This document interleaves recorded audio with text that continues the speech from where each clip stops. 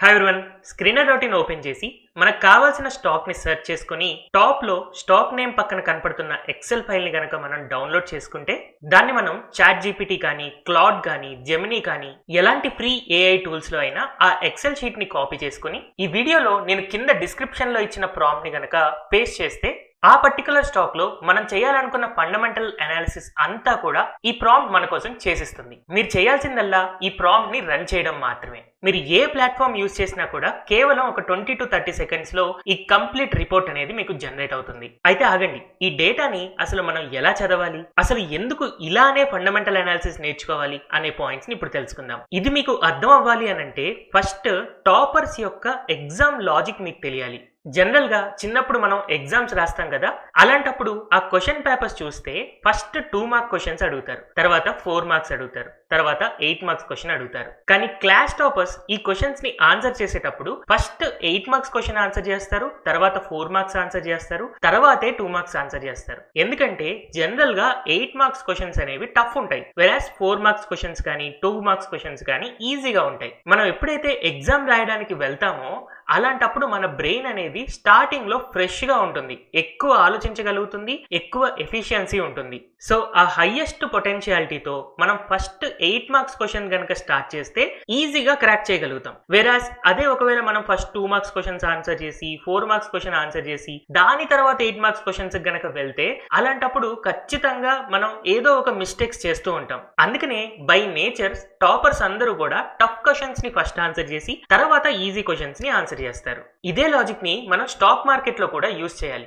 ఎందుకంటే stock market లో అందరూ బిగినర్ ఇన్వెస్టర్స్ లాగా కాకుండా మనం నెక్స్ట్ స్టేజ్ లో ఉండాలి అని అంటే మనం ఒక టాపర్ లాగా ఆలోచించాలి. సో ఇప్పుడు ఒక టాపర్ ఒక స్టాక్ యొక్క అనాలిసిస్ చేయాలి అని అనుకుంటే ఫస్ట్ స్క్రీనర్.in లో ఫస్ట్ నుంచి లాస్ట్ దాకా స్క్రోల్ చేసుకుంటూ వెళ్లకుండా లాస్ట్ పేజీకి వెళ్ళి లాస్ట్ నుంచి రివర్స్ లో స్క్రోల్ చేసుకుంటూ వస్తారు. ఎందుకంటే మనకి చాలా ఇంపార్టెంట్ పాయింట్స్ అన్ని కూడా లాస్ట్ లోనే ఉంటాయి. అయితే కేవలం స్క్రీనర్.in కాదు, మీరు ఏ వెబ్సైట్ అయినా చూడండి, స్టార్టింగ్ లో బిగినర్ ఇన్వెస్టర్స్ కి ఏ విషయాలైతే తెలుసో వాటిని ఇక్కడ డిస్ప్లే చేస్తూ ఉంటారు. సో చాలా మంది ఇక్కడ చూడగానే వాళ్ళకి ఒక ఒపీనియన్ ఫామ్ అయిపోతుంది. యాక్చువల్ గా దీన్నే యాంకరింగ్ బయాస్ అంటారు. ఈ యాంకరింగ్ బయాస్ ని సింపుల్ గా అర్థం చేసుకోవాలి అని అనుకోండి. మీరు ఒక కార్ ని కొనడానికి వెళ్ళారు, అది మీకు 3 లక్షల రూపాయలని ఎవరో చెప్పారు. ఆ కార్ కండిషన్ చూసి మీకు 3 లక్షల రూపాయలంటే ఎక్కువ అని అనిపించింది. కానీ అదే ఒకవేళ మీరు అదే కార్ ని చూడడానికి వెళ్ళినప్పుడు ఫస్ట్ ఆ కార్ వాల్యూ 6 lakhs అని చెప్పి దాన్ని డిస్కౌంట్ తర్వాత 3 lakhs అని చెప్పారనుకోండి, మన ప్రైస్ ఫస్ట్ ఆ 6 lakhs దగ్గర స్ట్రక్ అయిపోతుంది. కాబట్టి ఆ 3 lakhs అనే ప్రైస్ ఈవెన్ దో మనకది ఫెయిర్ వాల్యూ కాకపోయినా డిస్కౌంట్ చేశారు కాబట్టి అది చాలా మంచి ప్రైజ్ అనిపిస్తుంది. ఎందుకంటే మన మైండ్ ఫస్ట్ టైం 6 lakhs విన్నది కాబట్టి అక్కడ మనం యాంకర్ అయిపోతాం. దీన్నే యాంకరింగ్ బయాస్ అంటారు. అయితే ఫండమెంటల్ అనాలిసిస్ లో ఈ యాంకరింగ్ బయాస్ వల్ల చాలా పెద్ద ప్రాబ్లం ఉంది. అదేంటంటే మనం ఎప్పుడైతే స్క్రీనర్.in యొక్క పేజ్ ఓపెన్ చేసి ఒక స్టాక్ ని సెర్చ్ చేస్తామో స్టార్టింగ్ లో చాలా సింపుల్ విషయాలైన price to earnings, ROE, ROCE ఇలాంటివి కనపడుతూ ఉంటాయి. బట్ నేను నా లాస్ట్ వీడియోస్ లో చాలా క్లియర్ గా ఎక్స్ప్లెయిన్ చేశాను. ప్రైస్ టు ఎర్నింగ్స్ కానీ, ROE కానీ, ROCE కానీ ఇలాంటివన్నీ కూడా జస్ట్ ఒక ఫోటో లాంటివి. దీన్ని బట్టి మనం అసలు బిజినెస్ అనాలిసిస్ చేయలేము.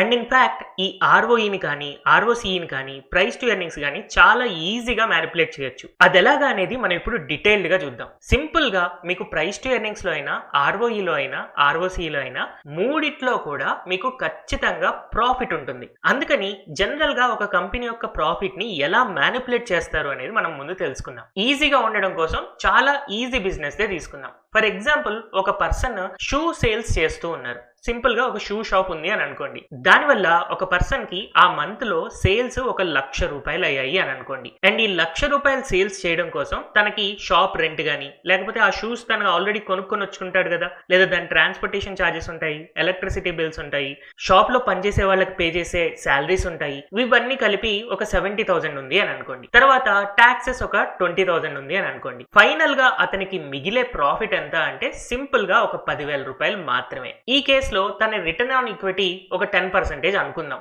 ఇప్పుడు తెలివిగా తను ఏం చేద్దాం అనుకుంటున్నాడంటే ప్రైస్ టు ఎర్నింగ్ ని, ఆర్ఓఈని, ఆర్ఓసిఈని మ్యానిపులేట్ చేద్దాం అని అనుకుంటున్నాడు. దీనికి చాలా రకాల మార్గాలు ఉంటాయి. అట్లీస్ట్ ఒక 20-30 రకాల మార్గాలు ఉంటాయి. అందులో మీకు ఈజీగా అర్థం అవడం కోసం ఒక 3 ఎక్స్ప్లెయిన్ చేస్తాను. యాక్చువల్ గా అతనికి అయిన సేల్స్ ₹1,00,000 మాత్రమే. కానీ ఏదో ఒక అడ్వాన్స్డ్ రిసీవబుల్స్ అని చెప్పి ఇంకొక ₹10,000 నాకు వచ్చాయి అని చూపించుకుంటూ సేల్స్ ని ఇన్ఫ్లేట్ చేశారు. దీనివల్ల ఆ కంపెనీ యొక్క ప్రాఫిట్ 10,000 నుంచి 20,000కి పెరిగింది. సో తన రిటర్న్ ఆన్ ఈక్విటీ యాక్చువల్ గా 10% ఉండాలి, కానీ 20% అవుతుంది. నిజానికి అతనికి రాని డబ్బుల్ని కూడా వచ్చాయి అని చెప్పి చెప్పుకుంటూ కంపెనీ యొక్క ప్రాఫిట్ ని ఇన్ఫ్లేట్ చేయొచ్చు. లేదా సెకండ్ ఎగ్జాంపుల్లో ఒక కంపెనీ యొక్క సేల్స్ ₹1,00,000 ఉన్నాయి, కానీ ఎక్స్పెన్సెస్ అంతకుముందు 70,000 చూపించాం కదా, ఈసారి నేను 50,000 చూపిస్తున్నాను. ఇక్కడ నేను ఈవెన్ దో నాకు ఒక ₹20 ఎక్స్పెన్సెస్ అయినా కూడా వాటిని ఈ మంత్ లో కాకుండా నెక్స్ట్ మంత్ లో చూపిస్తాను, లేదా ఈ క్వార్టర్ లో కాకుండా నెక్స్ట్ క్వార్టర్ లో చూపిస్తాను. అలా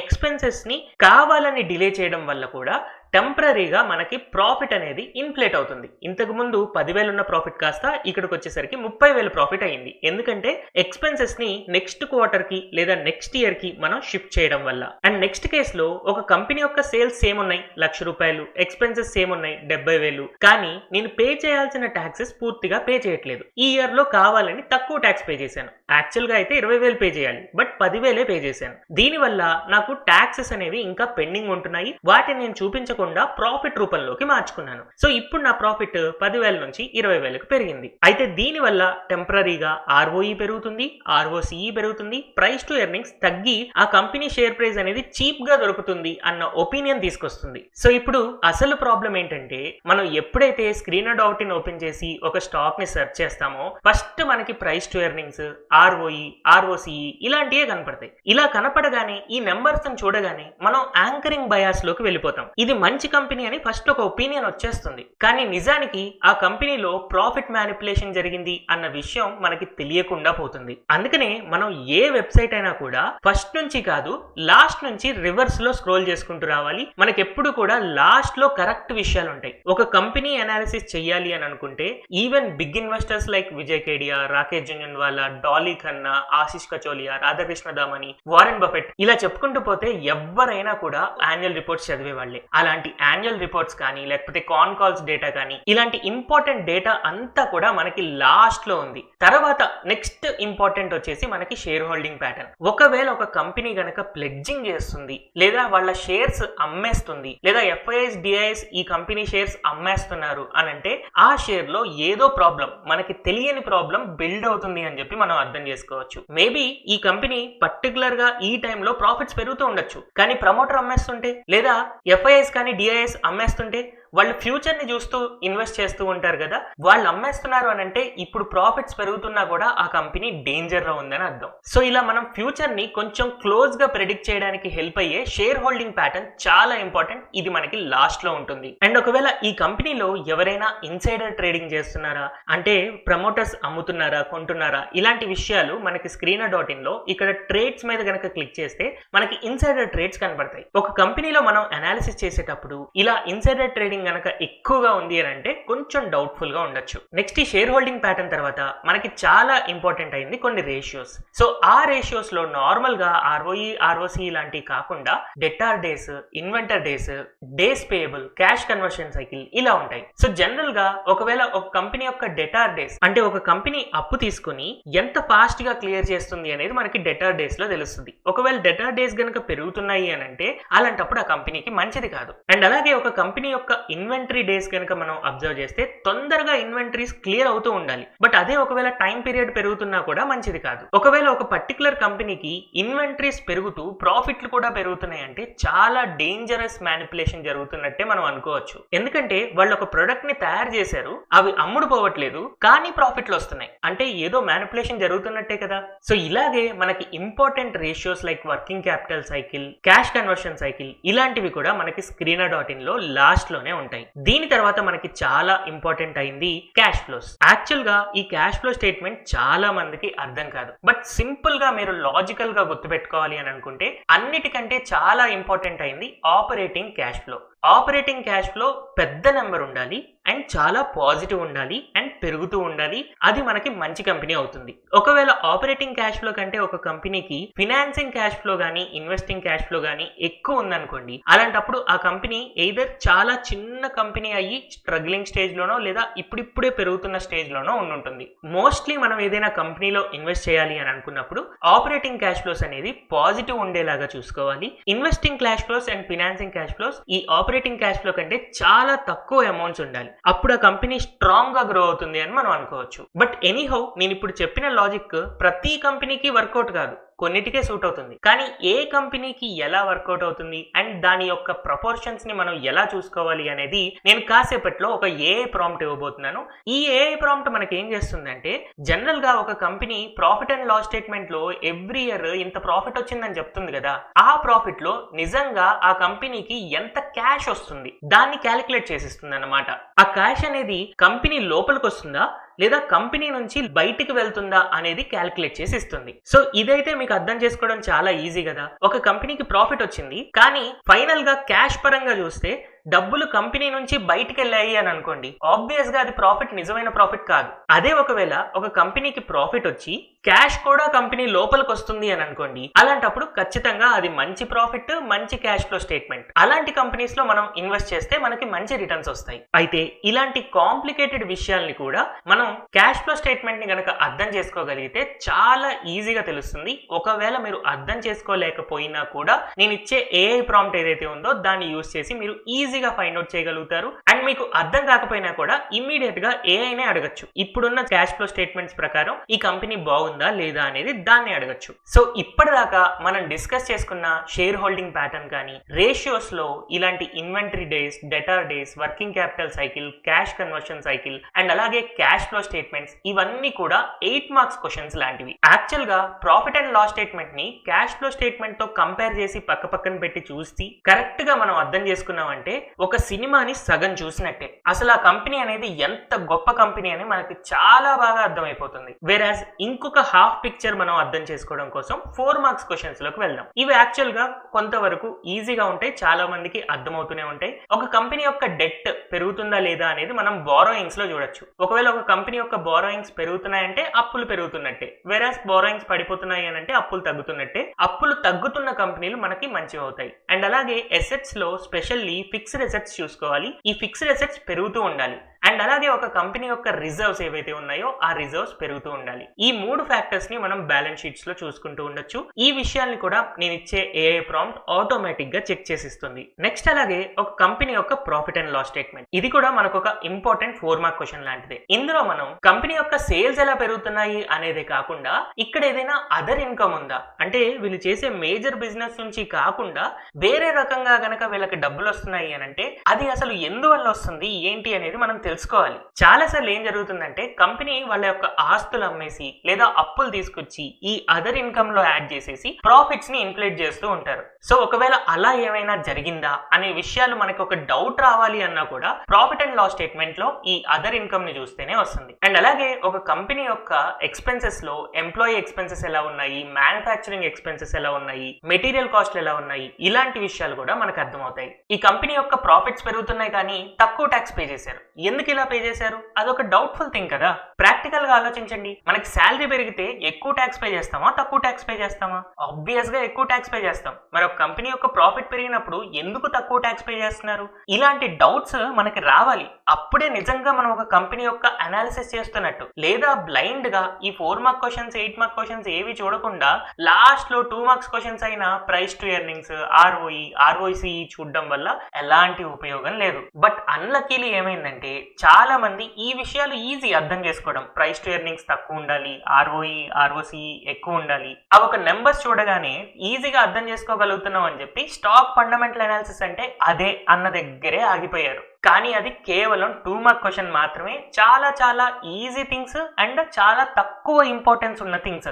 అందుకనే నెక్స్ట్ టైం నుంచి మీరు ఎప్పుడైతే screener.in ని యూజ్ చేస్తున్నారో ఫస్ట్ నుంచి కాకుండా లాస్ట్ నుంచి చూడండి. ఈ లాస్ట్ నుంచి చూస్తున్నప్పుడు ఫస్ట్ మీరు చేయాల్సింది ఏంటి అంటే ఈ ఇన్వెస్టర్స్ పేజ్ లోకి వెళ్ళి షేర్ హోల్డింగ్ ప్యాటర్న్ లో ప్రమోటర్స్ ఆ కంపెనీ యొక్క షేర్స్ కొంటున్నారా అమ్ముతున్నారా అనేది చూడండి. జనరల్ గా ఆ కంపెనీ యొక్క షేర్ హోల్డింగ్ కాన్స్టెంట్ ఉన్నా కూడా మంచిదే, తగ్గుతుంది అంటే ప్రమోటర్స్ అమ్ముతున్నారు అంటే ఒక డేంజర్ సిగ్నల్ లాగా అనుకోవచ్చు. ఎందుకంటే ఆ కంపెనీ గురించి అందరికంటే బాగా తెలిసింది ఎవరికి? ప్రమోటర్స్ కే. సో ప్రమోటర్స్ గనక అమ్మేస్తున్నారు అంటే అదొక డేంజర్ సిగ్నల్ అని గుర్తుపెట్టుకోండి. నెక్స్ట్ అలాగే ఎఫ్ఐఎస్ డిఐఎస్ వీళ్ళు కూడా కొంటూ ఉంటే మంచిది, వీళ్ళ పర్సంటేజెస్ పెరుగుతూ ఉంటే మంచిది, పబ్లిక్ వి తగ్గుతుంటే మంచిది. దీన్ని ఒకసారి మనం మాన్యువల్ గా చూసుకున్న తర్వాత ఫైనల్ గా ఇక్కడ ఏవైతే మనకి బ్యాలెన్స్ షీట్స్ కానీ క్యాష్ ఫ్లో స్టేట్మెంట్స్ కానీ ప్రాఫిట్ అండ్ లాస్ స్టేట్మెంట్స్ కానీ వీటన్నిటిని కూడా మాన్యువల్ గా మీరు అనాలిసిస్ చేయగలిగితే మంచిదే. ఒకవేళ ఈ అనాలిసిస్ ని మీరు అడ్వాన్స్డ్ లెవెల్లో అండ్ ఏఐని యూజ్ చేస్తూ సింపుల్ గా ఫైండ్ అవుట్ చేయాలి అని అనుకుంటే screener.in లో టాప్ కి వెళ్ళినప్పుడు ఇక్కడ మనకి స్టాక్ యొక్క నేమ్ పక్కన ఎక్స్పోర్ట్ టు ఎక్సెల్ అని ఒక ఆప్షన్ ఉంటుంది. సో ఈ ఎక్స్పోర్ట్ టు ఎక్సెల్ మీద కనుక మనం క్లిక్ చేస్తే ఆ ఫైల్ మనకి డౌన్లోడ్ అవుతుంది. ఈ డౌన్లోడ్ అయిన ఫైల్ ని మనం సెలెక్ట్ చేసుకొని డ్రాగ్ చేసి ఈ చాట్ సెక్షన్ లో డ్రాప్ చేయొచ్చు. అండ్ అలాగే నేను కింద డిస్క్రిప్షన్ సెక్షన్ లో ఒక ప్రాంప్ట్ ఇచ్చాను. ఈ ప్రాంప్ట్ లో మనం ఫస్ట్ క్యాష్ ఫ్లో స్టేట్మెంట్స్ ని డీప్ గా అనాలిసిస్ చేయమని చెప్పాను. నెక్స్ట్ బ్యాలెన్స్ షీట్స్ ని అనాలిసిస్ చేయమని చెప్పాను. అండ్ దాని తర్వాత ప్రాఫిట్ అండ్ లాస్ స్టేట్మెంట్ ని అండ్ ఫైనల్ గా ప్రైస్ టు ఎర్నింగ్స్ కానీ ROE ROCE ఇలాగా అనాలిసిస్ చేయమని చెప్పాను. ఇదే ఆర్డర్ లో ఎందుకు ఇస్తున్నానంటే ఈవెన్ చాట్ జీపీటీ అయినా జెమినీ అయినా క్లాడ్ అయినా మనం ఏ ఫార్మాట్ లో దాన్ని క్వశ్చన్ అడుగుతున్నామో ఆ ఫార్మాట్ లోనే మనకు ఆన్సర్ ఇస్తుంది. ఏది ఎక్కువ ఇంపార్టెంటో మనం కూడా దాన్ని ఫస్ట్ అడగాలి. ఒకవేళ రివర్స్ లో అడిగితే అది కూడా మేబీ మనం ఫస్ట్ అడిగిన క్వశ్చన్ ఇంపార్టెంట్ అనుకుని దానికి ఎక్కువ ఇంపార్టెన్స్ ఇస్తుంది. అందుకోసమనే నేను ఈ ప్రాంప్ట్ రాసేటప్పుడు కూడా ఇంపార్టెంట్ థింగ్స్ కి ఎక్కువ వెయిటేజ్ వచ్చేలాగా పైన ప్లేస్ చేశాను, తక్కువ ఇంపార్టెన్స్ వాటికి కింద ప్లేస్ చేశాను. సో ఇలా నేను డేటాని క్లాడ్ లో అడిగినప్పుడు ఇక్కడ చూడండి ఈ కంపెనీ 2017 లో నెట్ ప్రాఫిట్ 25.8 ఉంటే క్యాష్ ఫ్లో ఫ్రమ్ ఆపరేషన్స్ 19.1 ఉంది. ఈ రెండింటి మధ్య ఉన్న కోరిలేషన్ 74% ఉంది. నెక్స్ట్ ఇయర్ 28% పడిపోయింది, దాని తర్వాత 53%, దాని తర్వాత 217%. సో ఇలాగా క్లోజ్ బై కనపడుతూ ఉంది. కానీ రీసెంట్ టైం ఫ్రేమ్ లో నాకు కంపెనీ యొక్క ప్రాఫిట్ చాలా బాగా పెరిగిన ఆపరేటింగ్ క్యాష్ ఫ్లో అనేది నెగిటివ్ లోకి వెళ్ళింది. సో ఇక్కడ ఈ కంపెనీలో ఇంతకు ముందులాగా కాకుండా all of a sudden different గా ఏదో జరిగింది అనేది మనకి ఫస్ట్ ఒక ఐడెంటిఫికేషన్ కి వచ్చేసాం. అండ్ ఆ డిఫరెన్స్ ఏంటి అని తెలుసుకోవడం కోసం కొంచెం కిందకి స్క్రోల్ చేస్తే మనకి బ్యాలెన్స్ షీట్ లో రీసెంట్ గా అంతకు ముందు ఇయర్స్ లో రిసీవబుల్స్ కనుక నేను అబ్జర్వ్ చేస్తే జస్ట్ 130 crores ఉండేది, ఆల్ ఆఫ్ ఎ సడన్ 290 కి పెరిగింది. సో యాక్చువల్ గా వీళ్ళకి రిసీవబుల్స్ ఇంత పెండింగ్ లో ఉన్నా కూడా వీళ్ళు ఇప్పుడు ప్రాఫిట్ చూపించారు. కానీ నిజానికి క్యాష్ అనేది వాళ్ళ లోపలికి రాలేదు, బయటకు వెళ్ళింది. అన్లెస్ ఈ రిసీవబుల్స్ వీళ్ళకి వస్తే కానీ ఈ కంపెనీ యొక్క నిజమైన డబ్బులు వాళ్ళ దగ్గరికి రావు. సో ఇలాగా మనం చాట్ జీపీటీ గానీ క్లాడ్ గానీ జెమినీ గానీ యూజ్ చేసినప్పుడు ఒక డీటెయిల్డ్ అనాలిసిస్ వచ్చి ఫైనల్ గా సమ్మరీలో ఆ కంపెనీ యొక్క బిగ్గెస్ట్ స్ట్రెంగ్త్ ఏంటి అండ్ అలాగే ఉన్న బిగ్గెస్ట్ ప్రాబ్లం ఏంటి అనేది మనకి ఈజీగా అర్థమవుతుంది. దీన్ని బట్టి ఒక కంపెనీ అనాలిసిస్ అనేది బేసిక్ గా స్టాక్ మార్కెట్ బిగినర్స్ నేర్చుకున్న ROE ROCE price to earnings లాంటివి కాకుండా ఒక డీప్ అండ్ డీటెయిల్డ్ అనాలిసిస్ నేర్చుకోగలుగుతాం. హోప్ ఈ వీడియో ద్వారా screener.in ని నార్మల్ బేసిక్ ఇన్వెస్టర్ లాగా కాకుండా ఒక క్లాస్ టాపర్ లాగా లాస్ట్ నుంచి రివర్స్ లో వస్తూ ఎక్కువ ఇంపార్టెంట్ అయిన వాటిని ఫస్ట్ చూస్తూ తక్కువ ఇంపార్టెంట్ అయిన వాటిని లాస్ట్ లో చూడడం వల్ల కరెక్ట్ అనాలిసిస్ మనం చేయగలుగుతాం. ఈ లాజిక్ మీకు క్లియర్ గా అర్థమైంది అని అనుకుంటున్నాను. ఈ ప్రాంప్ట్ ని యూజ్ చేసేటప్పుడు గానీ లేదా నేను చెప్పిన లాజిక్ లో గానీ మీకు ఏదైనా డౌట్ ఉంది అని అంటే కింద కమెంట్ సెక్షన్ లో అడగచ్చు. నెక్స్ట్ వీడియోస్ లో ఇలాగే screener.in ని అండ్ అలాగే AI ని యూజ్ చేస్తూ ఈ కాంబినేషన్ లో స్టాక్స్ యొక్క ఫండమెంటల్ అనాలిసిస్ స్ట్రాంగ్ గా అండ్ డీటెయిల్డ్ గా ఎలా చేయొచ్చు అనేది నేర్చుకుందాం. అయితే ఎనీహౌ ఇక్కడ నేను ఇంకొక పాయింట్ యాడ్ చేయాలనుకునేది ఏంటి అంటే ఇప్పటిదాకా మనం చూస్తున్న cash flows, profit and loss statement, balance sheet లేకపోతే షేర్ హోల్డింగ్ ప్యాటర్న్ ఇలాంటివన్నీ కూడా పాస్ట్ నెంబర్స్ తో ఫ్యూచర్ అనాలిసిస్ అనేది పూర్తి అడ్వాన్స్డ్ అనాలిసిస్ అయితే కాదు. ఇది ఒక రకంగా ఇంటర్మీడియట్ లెవెల్ మాత్రమే. చాలా మంది కేవలం ROE ROCE దగ్గరే ఆగిపోయారు కాబట్టి నెక్స్ట్ స్టేజ్ కోసం ఈ అనాలిసిస్ నేర్పిస్తున్నాను. మీరు ఇంకా డీటెయిల్డ్ గా అడ్వాన్స్డ్ అనాలిసిస్ గనక నేర్చుకోవాలి అని అనుకుంటే దానికోసం కింద కమెంట్ సెక్షన్ లో నా పెయిడ్ కోర్సెస్ ఉన్నాయి. ఆ కోర్సెస్ లో కొన్ని ఫ్రీ వెబినార్స్ కూడా ఉన్నాయి. వాటిని చూసిన తర్వాత మీరు అవి సబ్స్క్రైబ్ అవ్వాలా లేదా అన్న డెసిషన్ తీసుకోవచ్చు. ఎనీహౌ ఈ కంటెంట్ మీకు హెల్ప్ఫుల్ గా ఉంది అని అనుకుంటే don't forget to like and share this video and alage subscribe to Telugu Stock channel. Thank you everyone for watching this video.